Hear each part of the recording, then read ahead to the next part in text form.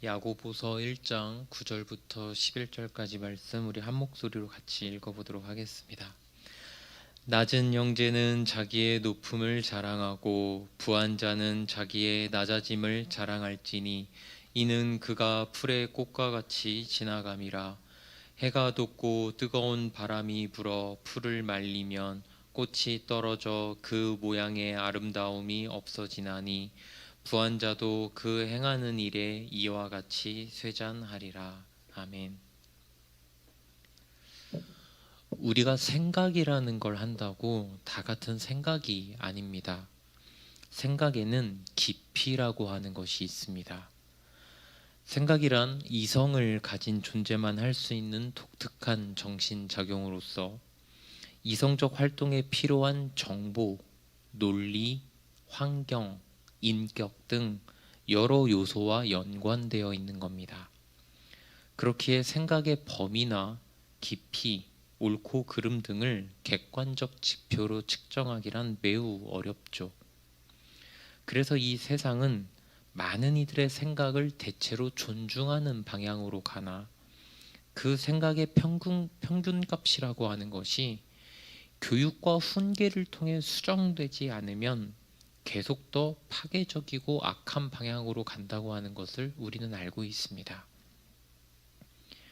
우리의 입장에서는 세상 모든 것에는 분명한 옳고 그름, 진리와 비진리가 있고 그쪽으로 가는 방향성이 있고 거기에 다다르는 수준과 단계라고 하는 것이 있기에 우리는 그렇게 차곡차곡 훈련받고 연단받아 매우 장성하고 성숙한 수준에 이르기까지 생각을 포함한 관계된 모든 영역을 발전시키고자 합니다.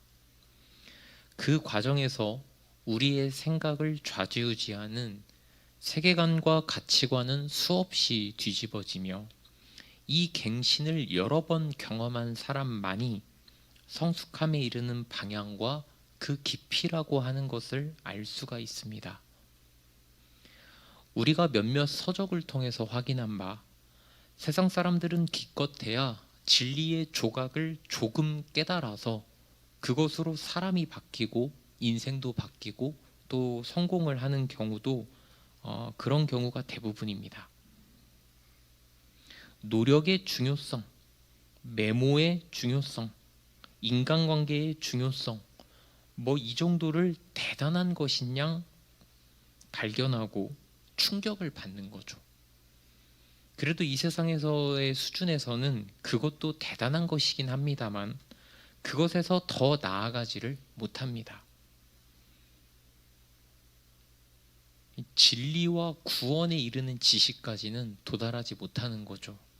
그런데 적어도 여기 계신 분들은 이 큰 갱신의 과정을 최소 몇 차례는 경험한 사람들입니다. 2월 과제를 통해 다시 한번 나의 생각에 대해, 나의 가치관에 대해, 물질관에 대해, 나의 숨겨진 욕망과 나도 몰랐던 나의 인격에 대해 더 깊이 아셨으리라 생각됩니다. 이렇게 나를 더 깊이 알아가는 과정, 더 깊은 무언가를 발견하는 과정, 우리의 사고를 확장하고 상상력을 극대화하며 여러 상황의 노여봄을 통해 우리의 생각과 사고는 깊어집니다. 그리고 이러한 모든 과정과 수고는 결국 진리를 더 깊이, 더 자세히 알기 위함입니다. 오늘은 저번 시간에 이어 물질에 대하여 더 깊이 살펴보고 생각해보는 시간을 가지도록 하겠습니다. 야고보서에서는 오늘 읽으신 구절들이 있는데요. 사실 단순해 보이지만 야고보서의 이전 내용들에 비해서 상대적으로 조금은 어려운 구절들입니다. 낮은 형제는 자기의 높음을 자랑하고 부한 자는 자기의 낮아짐을 자랑할지니. 먼저 여기서 낮은 자와 부한 자는 사람의 어떤 상태를 말하는 걸까요? 여기서 낮다는 것은 말 그대로 사회 경제적인 지위가 낮고 초라하고 비천한 사람을 말합니다. 누구겠습니까? 아무래도 당시 이 편지의 수신자들인 예수 그리스도를 믿는 유대인과 일부 이방인들이었을 겁니다. 하나님의 백성으로 살다가 아수르와 바벨론에게 망하고 이제는 로마의 지배하에 놓이게 된 사람들, 사회적으로 수용받지 못하면서 낮고 비천하게 되어버린 그 믿음을 가진 모든 사람들이 여기에 포함되겠죠. 그런데 야고보 사도는 그런 자들에게 자신의 높음을 자랑하라고 합니다. 논리적으로 말이 안 되죠. 이런 말이지 않습니까? 환자는 자신의 건강을 자랑하라. 자랑할 건강이 있으면 환자겠습니까? 그런데 낮은 자에게 자신의 높음을 자랑하라니요. 그러면 여기서 우리는 이것이 문학적인 표현이 아니고 낮은 우리에게 사실 높음이란 없기에 우리가 알지 못하는 또는 보지 못하는 높음이 있다고 믿어야 합니다. 낮은 자에게 있는 높음이란 과연 무엇일까요? 적어도 세상이 높다고 인식하고 인정하는 그런 것들은 아닐 겁니다. 하나님의 백성으로 유일하게 내가 가진 것이 무엇인지를 계속 생각하다 보면 나에게 남은 것이 오직 단 하나, 하나님의 존재만 남을 겁니다. 그래서 우리가 정말 자랑할 것은 하나님의 존재와 그분에게 택함받은 나라는 사실, 이것 아니겠습니까? 그렇다면 우리가 왜 이것을 자랑해야 하고 자랑할 수 있는가? 이 세상에서의 우리의 상태를 설명하자면 낮고 비천한 상태라고 말할 수 있겠습니다. 하지만 이 나라뿐만 아니라 저 나라도 있는데 거기에서는 아니랍니다. 이 세상에서 비천한 우리의 존재와 상태가 저 나라까지는 이어지지 않는다는 겁니다. 그래서 저 나라에서의 상태인 높음, 이것을 자랑하라고 하는 겁니다. 그런데 사실 우리 모두는 이 사실을 들어서 알고 있습니다. 하지만 우리 대부분의 생각은 저 나라뿐만 아니라 이 세상에서도 비천하고 낮은 위치에 있고 싶지가 않은 겁니다. 맞죠? 사람이라면 당연한 생각일 겁니다. 그렇다면 우리가 왜 이 세상에서는 대체로 낮고 비천한 위치에 처할 때가 많습니까? 우리는 먼저 우리가 가진 믿음의 온전함을 위하여서 여러 가지 시험이 있을 수밖에 없는 환경, 연단과 정화의 훈련 속에 놓여 있는 것이 그 첫 번째 이유이고, 그리고 우리가 가진 진리로 말미암아 세상의 적대적 환경에 노출되어 있다는 사실이 두 번째 이유입니다. 그러니까 이 세상에서 펼쳐지는 여러 믿음의 시련들, 믿음의 연단의 과정들, 이것이 첫 번째. 그리고 두 번째가 세상의 적대적인 환경이라는 겁니다. 이것들 속에서 신자는 대체로 낮은 위치에 처하게 됩니다. 그러니까 우리가 씨앗이라고 한다면 낮은 위치에 있을 수밖에 없는 그런 땅에 우리가 처음부터 뿌려진 겁니다. 그런데 이러한 현실만을 생각하면서 어차피 이 세상에서는 비천하고 가난하고 힘드니 저 세상만을 바라보자고 하면 내세를 강조하면서 현세를 그냥 지나가 버리려고 하는 다른 종교들과 다를 바가 없습니다. 하지만 오늘 말씀은 우리가 사실은 이 땅에서도 실제로 낮고 비천한 존재가 아니라고 말하고 있어요. 2장에서 이런 구절이 나옵니다. 내 사랑하는 형제들아 들을지어다. 하나님이 세상에서 가난한 자를 택하사 믿음에 부요하게 하시고. 성경은 우리에게 부요한 것이 있는데 그것이 믿음이라고 합니다. 믿음은 우리에게는 없는 것으로서 외부에서 주어진 겁니다. 이것은 세상이 말하는 높음의 조건들인 결국에는 썩어지고 헛되고 허망한 것이 아니라 영원한 것이며 하나님이 우리를 위하여 베푸신 구원으로 들어가는 수단입니다. 그런데 방금 구절을 보시면 세상에서 가난한 자를 택하사 믿음에 부요하게 하셨답니다. 여기서 가난한 자는 물질적으로 가난한 자를 말하는 것이 아니겠죠. 세상의 것들로서 나의 부요함을 채우지 않고 진리의 부재로서 마음과 영이 가난한 사람들, 그래서 진리를 간절히 구하고 있으며 언제든 받아들일 수 있는 사람들, 오늘 말씀에서 낮은 자는 이런 것들을 바라는 사람들입니다. 하지만 세상의 것들을 바라면서 그것으로 높아진 사람들은 자신들을 높게 만들었던 것들이 예수님 오시는 마지막 날에 결국에는 썩어 없어지게 되는 것을 보게 될 것입니다. 그러나 마지막 날에도 믿음의 부요함이 있는 사람들은 그 사람들이 진짜 부요한 사람들입니다. 그러니까 결국 이 낮은 자들이 자랑할 만한 것이 무엇이겠습니까? 믿음인 겁니다. 그래서 마지막 그날은 세상에서 높고 낮은 것들이 역전되는 날일 겁니다. 같이 역전의 날. 이어서 부한 자는 자기의 낮아짐을 자랑할지니 라고 하죠. 사실 언어적 표현의 균형을 놓고 보면 높아진 자는 자신의 낮아짐을 자랑할지니 이렇게 말을 해야 구절과 대칭이 맞지 않습니까? 그런데 여기서 높은 자가 아니라 부한 자라고 하죠.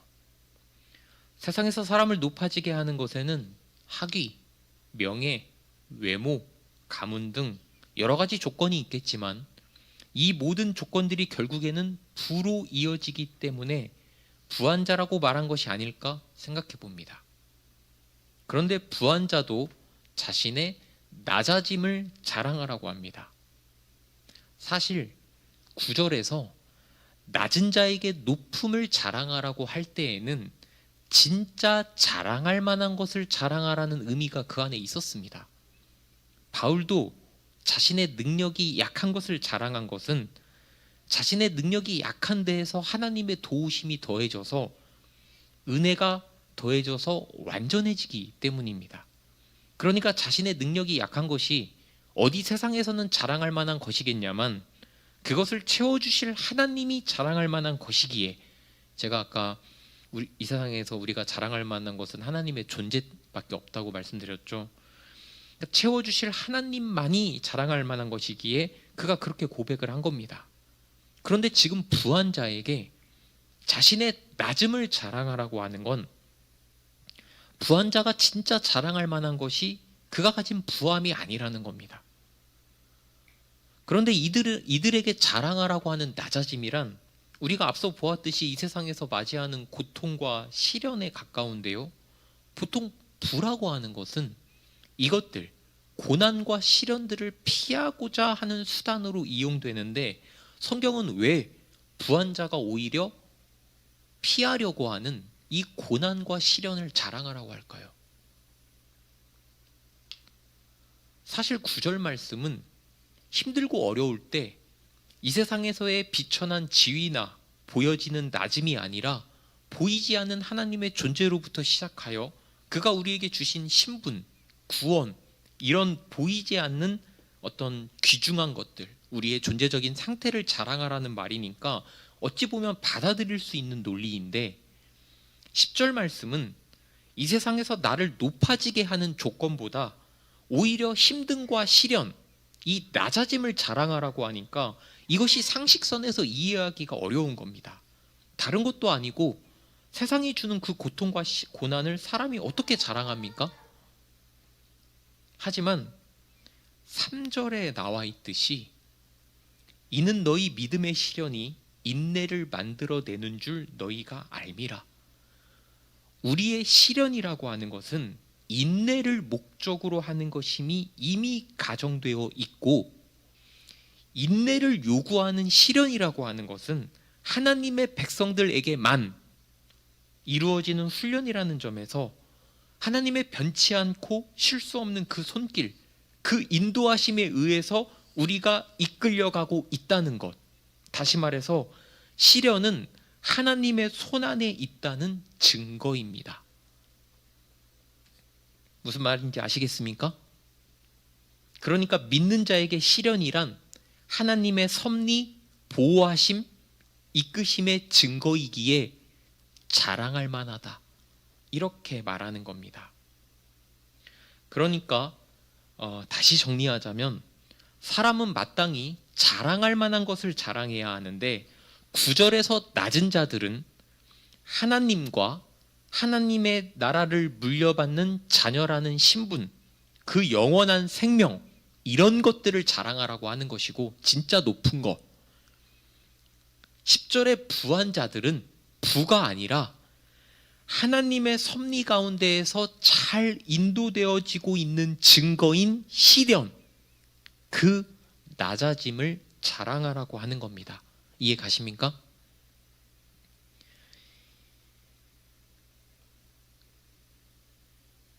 그러면서 이어지는 말이 10절 하반절. 이는 앞에를 한번 보시면, 여러분들 혹시 이게 헷갈리시면 앞에를 한번 보십시오. 낮은 형제가 자신의 높음을 자랑할 때에는 이런 것들을 자랑하라는 겁니다. 낮은 자가, 부한 자가 자기의 낮아짐을 자랑할 때에는 이것을 자랑하라는 말이에요. 이해 가시죠?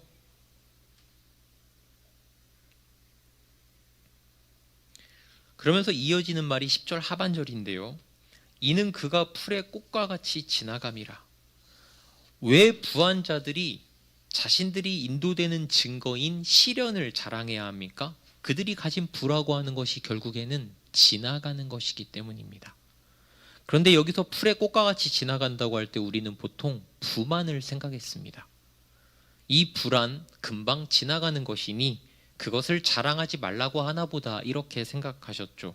하지만 여기서 풀의 꽃과 같이 금세 지나가 버리는 것은 세상에서 나를 높여주는 세상적인 조건인 부, 그것도 금방 지나가는 것이지만 낮은 자가 처하는 비천한 상황, 이 세상에서의 시련과 고통으로 인하여 비천하고 낮아지게 된 그 상황도 금세 지나간다는 말이에요. 그래서 지금 이 본문은 앞선 예수님의 교훈들과 더불어 인류 역사상 단 한 번도 없었던 가난과 부에 대한 재평가를 내리고 있습니다. 이 세상에서 가난하고 비천하고 낮은 사람은 대부분 평생 그렇게 살다 죽습니다. 부함도 마찬가지입니다. 물론 사람이 갑자기 벼락부자가 되거나 급작스레 망할 수도 있지만 대부분은 살던 가락대로 삽니다. 신자가 하나님을 잘 믿는다고 해서 이 세상에서 갑자기 무언가가 주어지는 일도 드물고, 반대로 악인들이 악을 수없이 행해도 그들이 갑자기 망하는 경우도 많지는 않습니다. 그래서 시편 기자가 그렇게 탄식하는 주제 중에 하나가 하나님의 의로우심과 악이 현존하는 세상이 어떻게 조화로울 수 있냐는 이 신정론의 문제 아니겠습니까? 그래서 세상에서는 가난과 부에 대한 인류의 역사적 판단이 이미 내려져 있습니다. 무엇이냐? 가난을 벗어버리고 부를 추구하라. 오직 부만을 추구하라. 이것이 세상의 결론입니다.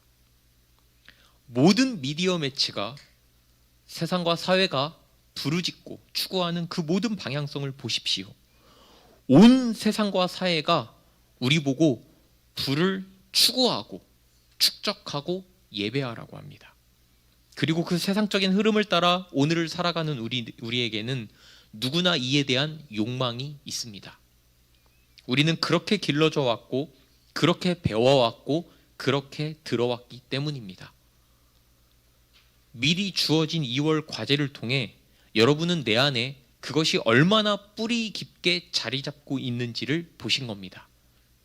이 세상을 살아가는 데 있어서 세상에서 높아지게 해주는 조건들인 부, 명예, 지성, 건강, 이것들은 우리 삶의 수많은 부분들과 결정들에 영향을 주었고 지금도 우리를 그러한 방향으로 이끌어갑니다.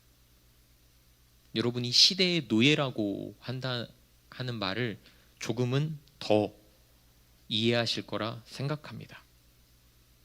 이런 상황에서 오늘 본문은 이 모든 것에 대한 재평가를 내리고 있습니다. 낮은 사람들은 세상에서 보이지 않는 높은 무언가를 가지고 있음을 자랑하라는 겁니다. 부한 자들은 자신들이 하나님의 손 안에서 키워지고 있는 증거인 시련, 그 낮아짐을 자랑하라고 하는 겁니다. 낮은 자에게 낮고 비천한 현재와 부한 자에게 현재적 부함은 모두 풀의 꽃처럼 곧 사라지는 것들이기 때문입니다. 우리가 지금 본 말씀은 사실 구약 예레미야서에서 이미 언급된 내용입니다. 여호와께서 이와 같이 말씀하시되 지혜로운 자는 그의 지혜를 자랑하지 말라. 용사는 그의 용맹을 자랑하지 말라. 부자는 그의 부함을 자랑하지 말라. 아니, 지혜로운 자가 지혜를 자랑하지 않고 용사가 용맹을, 부한 자가 부함을 자랑하지 않으면 뭘로 자랑하라는 말입니까? 이어서 예레미야는 이렇게 말합니다. 자랑하는 자는 이것으로 자랑할지니 곧 명철하여 나를 아는 것과 나 여호와는 사랑과 정의와 공의를 땅에 행하는 자인 줄 깨닫는 것이라 나는 이 일을 기뻐하노라. 그러니까 예레미야도 정말 자랑할 만한 것을 자랑하라고 하는 겁니다. 하나님과 하나님이 하신 일을 아는 것.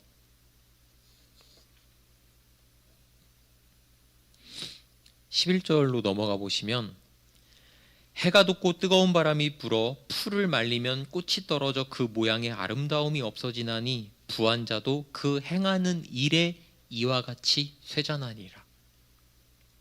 이스라엘에서 북서풍은 지중에서부터 불어오는 비구름을 말하고 남동풍은 광야에서부터 불어오는 뜨거운 바람을 말합니다.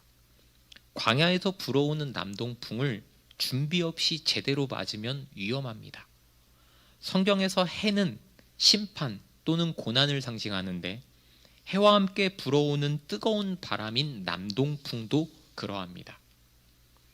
11절의 바람은 이 남동풍을 말하는데 이것은 하나님을 우선으로 두지 않는 덧없는 영광의 종말을 가져오는 엄격한 재판관의 선고와도 같은 겁니다.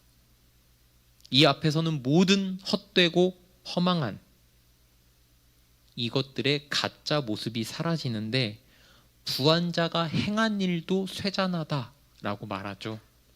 부한 자가 행하는 일이 무엇일까요? 일반적으로 불을 키우는 일입니다. 불을 키운다는 것은 불을 움켜쥐려고만 하고 제대로 사용하지 않는 것을 말하죠. 하나님께서는 이 땅에 물질과 재화를 한정해 놓으셨고 그것들이 바르게 사용되기를 원하시는데 누군가가 이것들을 창고에 모으기 시작하고 사용할 만한 곳에 사용하지 않는다면 하나님께서는 그에게 불을 제공할 이유를 찾지 못하시겠죠. 그 결과가 쇠잔하다고 하는데 이것은 시들어버리거나 소멸되는 것을 말합니다. 사람이 마땅히 자랑할 만한 것, 예레미야가 말하듯이 하나님을 아는 것을 자랑하지 않고 내 창고에서 썩어 없어질 것들을 자랑하니까 결국 소멸이라는 결과를 맞는 겁니다. 언젠가 시들어버리는 영광은 진짜 영광이 아닙니다. 들판의 꽃은 한동안 향기도 좋고 모양도 좋고 아름답지만 얼마 가지 않아 없어지는 겁니다. 이런 것은 영원을 사는 우리가 추구할 만한 것이 아닙니다. 이러한 법칙을 잘 알고 있던 한 사람은 잠언을 통해 이런 고백을 남깁니다. 내가 두 가지를 주께 구하였사오니 내가 죽기 전에 내게 거절하지 마시옵소서. 곧 헛된 것과 거짓말을 내게서 멀리하옵시며 나를 가난하게도 마옵시고 부하게도 마옵시고 오직 필요한 양식으로 나를 먹이시옵소서. 혹 내가 배불러서 하나님을 모른다. 여호와가 누구냐 할까 하오며 혹 내가 가난하여 도둑질하고 내 하나님의 이름을 욕되게 할까 두려워함이니이다. 놀라운 고백 아닙니까? 인생의 풍파를 거치면서 수많은 시간 속에서 경험과 그 경험 안에서의 허무와 절망을 그리고 그 안에서 쌓아 올린 신앙의 연륜이 없었다면 아무나 할 수 없는 고백이죠. 여기서 먼저 헛된 것 그리고 거짓된 것은 세상이 우리에게 주는 현란한 유혹을 말합니다.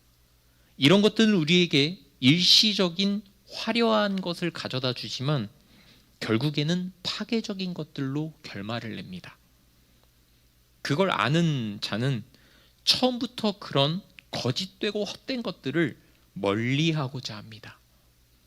그리고 이어서 그는 부에 적당하기를 원합니다. 가난하게도 부하게도 마옵시고. 이것이 자족하는 삶을 말하는 거죠.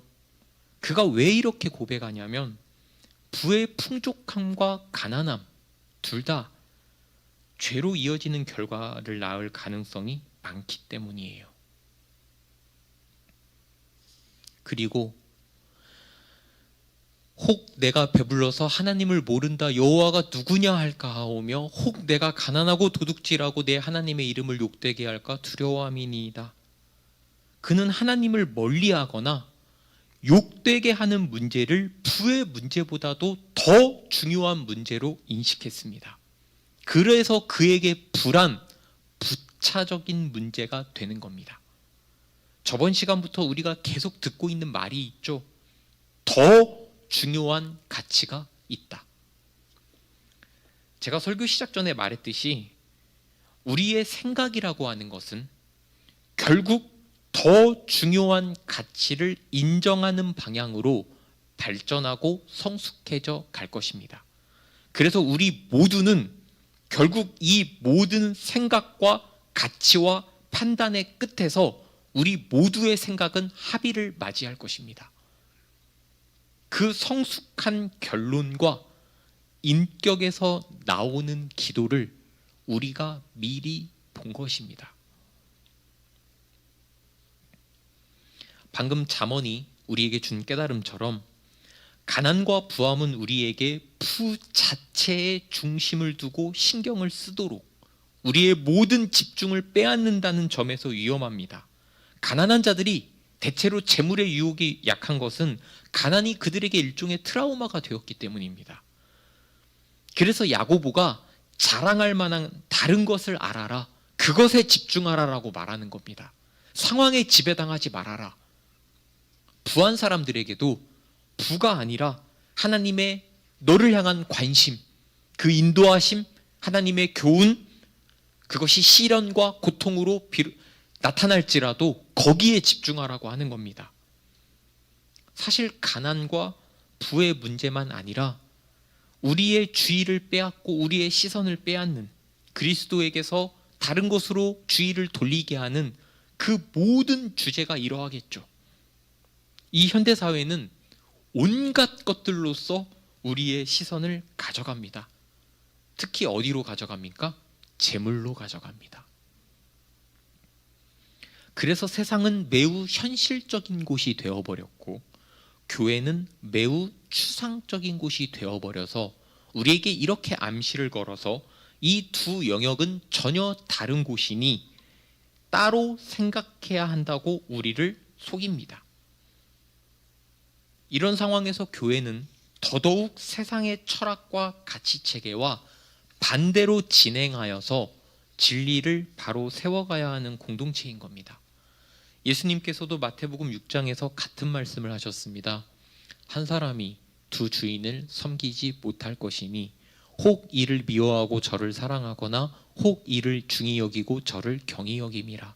너희가 하나님과 재물을 겸하여 섬기지 못하느니라. 여기서 재물은 다른 쪽에 마음을 두는 것에 분명하게 방해가 되는 겁니다.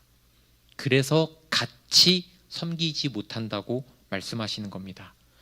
재물의 모든 존재와 방향성은 바로 여기에 뿌리를 두고 있습니다. 그런데 우리가 지금 사는 땅은 여기이지 않습니까? 이 땅에서 고통과 고난을 지나는 우리에게 재물이란 당장 이러한 것들을 조금 벗어나게 해주는 힘이 있기에 우리가 재물을 강하게 추구하고자 하는 겁니다. 그런데 그것이 저기에 뿌리를 두고 있는 하나님에 대한 마음을 가린다는 것입니다. 이것이 문제라는 것이에요. 무엇보다 하나님 나라는 부를 사용하여 이루어지는 나라도 아니고 우리에게 주어진 시련과 고통을 직면하여 뚫고 가야 하는 곳입니다.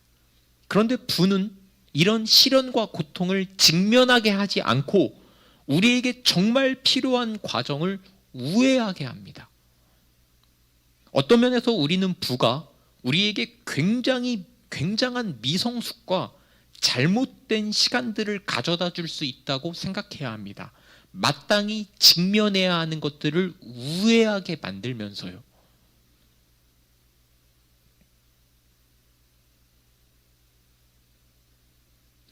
제가 예를 하나 들어보자면, 제가 이제 학생 때 오랜 시간 지하철을 타고 다니지 않았겠습니까?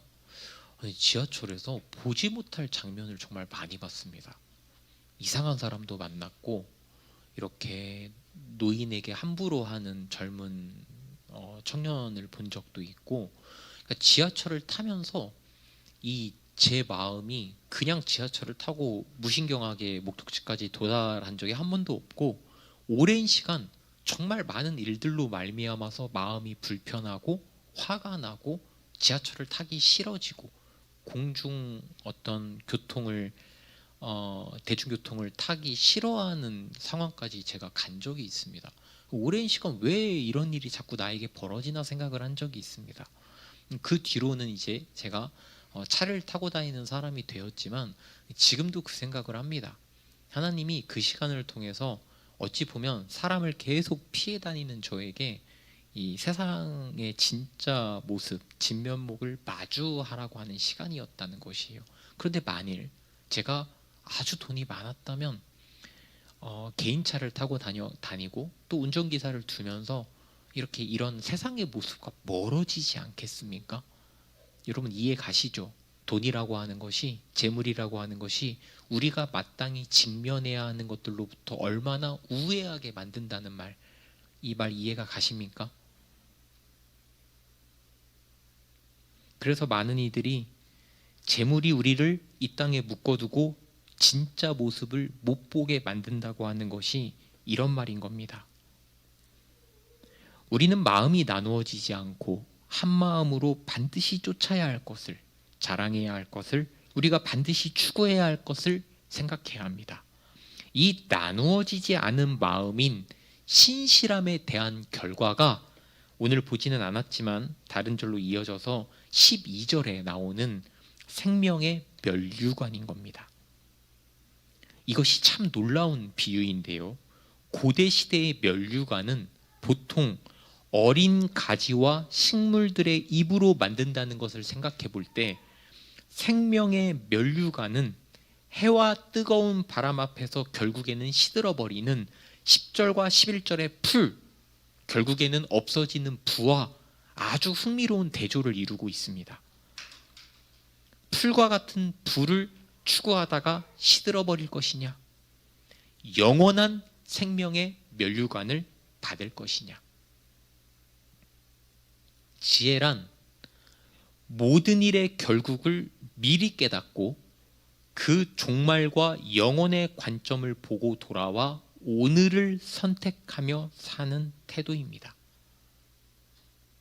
지혜란 모든 일의 결국을 미리 깨닫고 그 종말과 영혼의 관점을 보고 나서 다시 오늘로 돌아와 선택하며 사는 태도를 말합니다. 여러분들은 이 모든 일의 결국을 들으셨습니다. 오늘 어떤 지혜를 발휘하며 사시렵니까? 어떤 선택을 하시렵니까? 여러분은 현재 교회 교육 과정을 통해 철학과 역사와 경제를 함께 공부하고 있습니다. 어떻습니까? 인류가 자본주의, 시장 경제체제라는 이름으로 살아가는 이 모든 상황이 정말 공정하고 정의롭고 아름답습니까?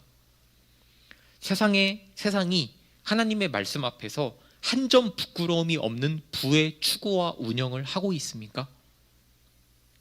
우리는 이 흐름 속에 살면서 세상이 추구하는 그 방향성에 사실상 동조하며 무지하게 살아왔습니다. 교회 역시도 급격한 경제 성장의 역사를 지나면서 경제적으로 풍족하게 되었고 그 과정에서 불을 하나님의 축복이라고 사실상 그렇게 결론짓는 오류를 범하였습니다. 성도들을 향한 기도나 교회의 공식적인 대표 기도들 가운데 부의 축복을 바라는 기도들이 많았습니다. 그 기도들이 잘못되었다는 말이 아닙니다. 부를 어떻게 인식하고 있는가, 이 부분에 대한 교육과 바른 물질관의 정립이 없었다는 사실이 중요합니다.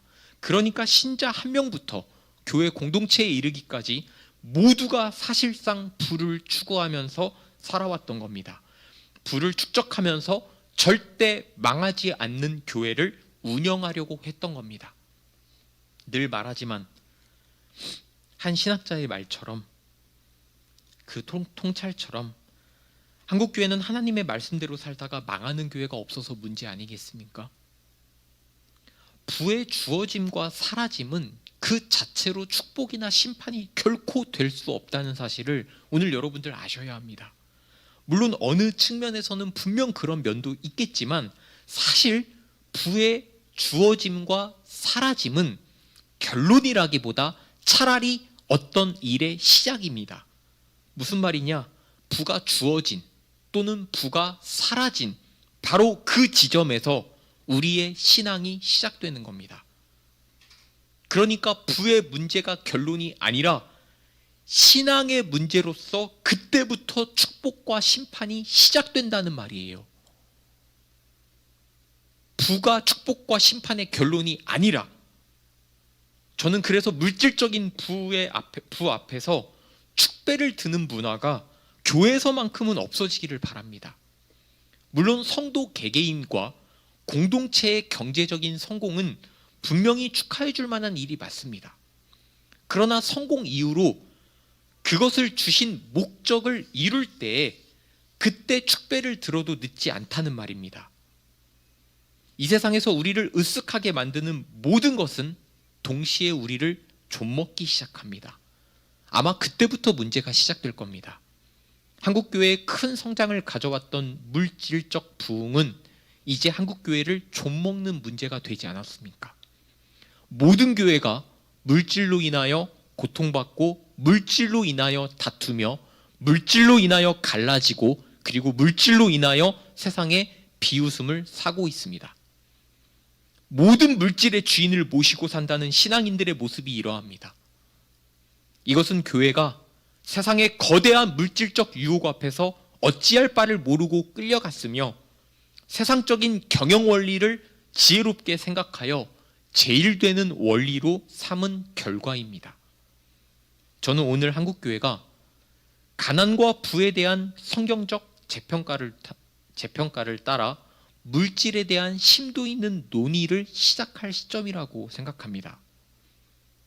오늘 본문은 그래서 우리에게 물질적인 번영을 멀리하라든지 열성적인 금욕주의자가 되라고 말하는 것이 아닙니다. 야고보가 말하려고 하는 핵심은 진정한 부에 대한 깨달음입니다. 모든 사람은 말씀을 들을 때 자신의 현재의 지성 수준에서 이해하고 듣습니다. 그렇기에 물질에 절여져 있거나 물질을 포기하지 않는 마음으로 지금 이 시간도 방어적으로 이 말씀을 듣는 사람은 이 말씀에 담긴 깊은 비밀을 들을 수조차 없을 겁니다. 언젠가 그 사람이 삶과 부와 그 모든 것들의 헛됨과 허물을 가지게 되고 하나님께서 은혜를 주시면 그때서야 눈이 뜨이고 귀가 열릴 것입니다. 그렇기에 말씀은 현재 자신의 수준이 아닌 기록된 말씀을 믿음으로 받아들여야 하는 겁니다. 성경에서 세상적인 부는 하나님 나라의 시민권에 대항하는 존재로서 등장합니다. 이것이 사실입니다. 그래서 하나님과 재물을 동시에 섬길 수 없다고 성경이 경고하는 겁니다. 부는 우리를 그 지배 아래 두고 집착하게 하며 마음을 작게 만들고 불안과 초조로 우리를 몰아갑니다. 부는 결코 우리를 좋은 곳으로 이끌어가지 않고 우리를 위태하게 만듭니다. 그렇다고 해서 가난한 상태 자체가 우리가 하나님을 섬기는 신앙을 보장해 주는 것도 물론 아닙니다. 그래서 저는 이렇게 말씀드리고 싶습니다. 우리가 마땅히 의지하고 마땅히 믿어야 할 것, 마땅히 신경 써야 할 것, 마땅히 섬겨야 할 것, 우리가 하나님께 집중하고 그와의 동행에 몰두하며 사명에 미쳐 있다면 부차적인 조건인 부는 자연스레 우리에게 주어질 것이고 우리 앞길을 막지 않으며 오히려 우리의 사명에 좋은 도구가 될 것입니다.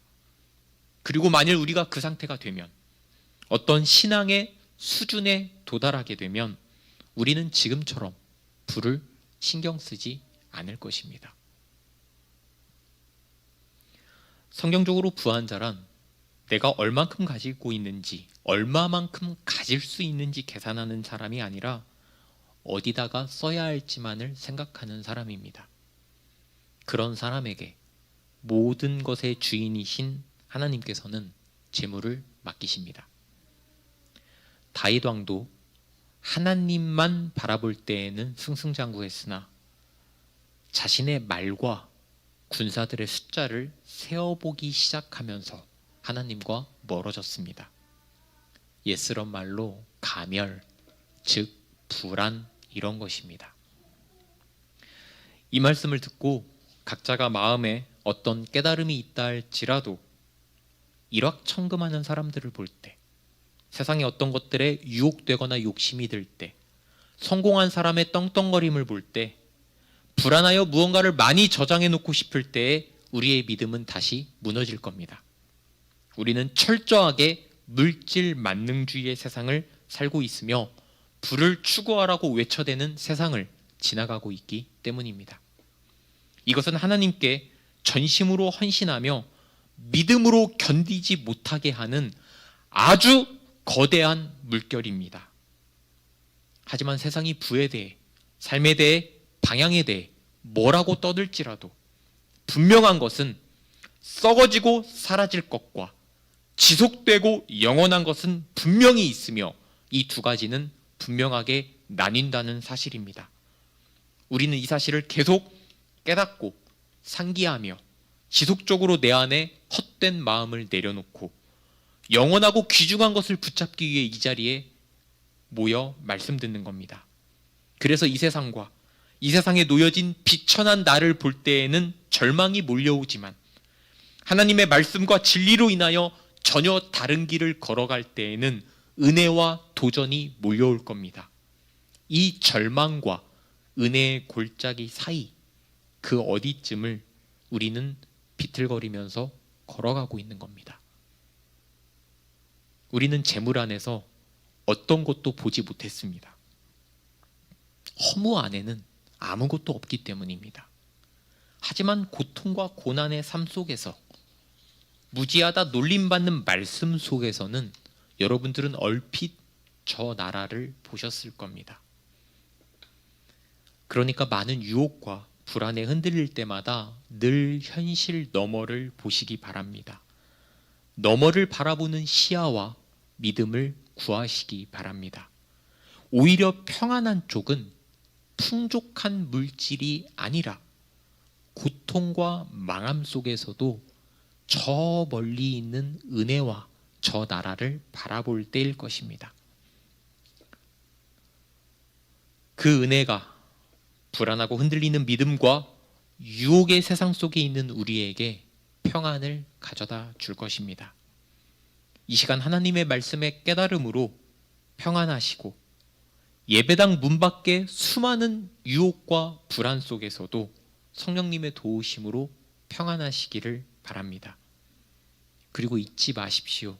우리는 이미 가장 귀한 것을 가지고 있습니다.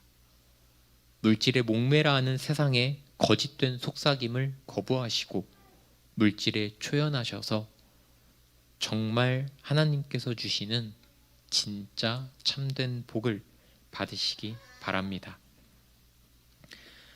우리 다 같이 한 사람의 기도를 훔쳐서 기도하도록 하겠습니다. 우리 모두가 두 가지 일을 주께 구하였사오니 정말 우리가 죽기 전에 거절하지 마시옵소서. 곧 헛된 것과 거짓말을 내게서 멀리하옵시며 나를 가난하게도 마옵시고 부하게도 마옵시고 오직 필요한 양식으로 나를 먹이시옵소서. 내가 잘 살기 위해서가 아니라 혹 내가 배불러서 하나님을 모른다, 여호와가 누구냐 할까 하오며, 혹 내가 가난하여 도둑질하고 내 하나님의 이름을 욕되게 할까 두려워함이니이다. 하나님, 연약하고 무지한 우리를 도우시옵소서. 기도하겠습니다. 사람이 치부하여 그의 집에 영광이 더할 때에 너는 두려워하지 말지어다. 그가 죽음에 가져가는 것이 없고 그의 영광이 그를 따라 내려가지 못함이로다. 하나님 아버지, 우리가 이 땅에서 잠시 사는 동안 우리를 편안하게 해주는 것들에 눈이 묶여 이 세상만을 바라보지 않게 하여 주시옵소서. 우리가 이 땅을 나그네처럼 지나지만 그 과정 중에서도 마땅히 봐야 할 것을 보고 마땅히 행해야 할 것들을 행하고 가야 하지 않겠습니까? 우리가 그렇게 살다가 가야 저 땅에서 칭찬받고, 아니 칭찬을 떠나 허무하거나 통곡하지 않을 수 있지 않겠습니까? 우리가 가난과 부합해서 절망하거나 교만하지 않게 하시고, 낮은 자는 우리가 가진 진짜 귀한 것을 자랑하고, 부한 자는 우리를 훈련시키는 하나님의 손길에 감사하게 하시옵소서. 이렇게 흔들리고 유혹받는 연약한 우리들이 모여 하나님께 기도하오니 이 세상의 가치를 전복하며 사는 신자들이 되게 하시고, 하나님의 넘치는 확신과 부요 속에 살면서 진정한 풍요로움이 무엇인지를 이 땅에 가르치는 우리 찾는 교회의 신자들이 되게 하여 주시옵소서. 우리도 언젠가 잠언 기자의 기도처럼 그러한 기도를 하기를 원합니다. 감사드리며 모든 것의 주인이신 예수님의 이름으로 기도드립니다. 아멘.